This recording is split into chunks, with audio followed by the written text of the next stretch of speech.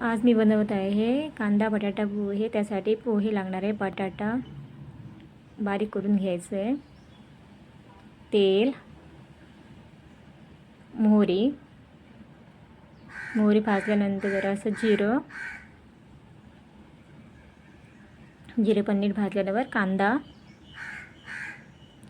नीट परतून घ्यायचं आहे।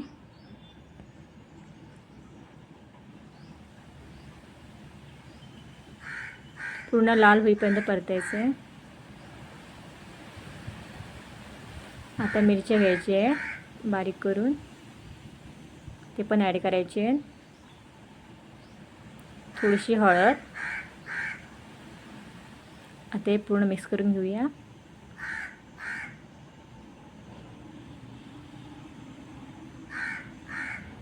नीट परतून झाल्यानंतर त्याच्यामध्ये बटाटे घालूया।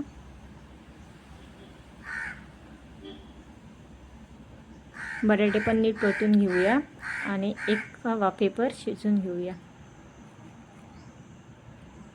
बटाटे शिजून झालेले आहेत, जरा परतायचे आहेत। परतून झाल्यावर त्याच्यामध्ये मीठ घालूया, चवीप्रमाणे घाला मीठ। आता पूर्ण परतून त्याच्यामध्ये मस्तपैकी 3-4 वेळा धुतलेले पोहे घालूया।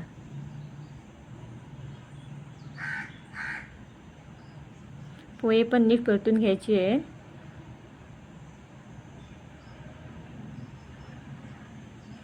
आपले पोहे परतून झालेले आहे।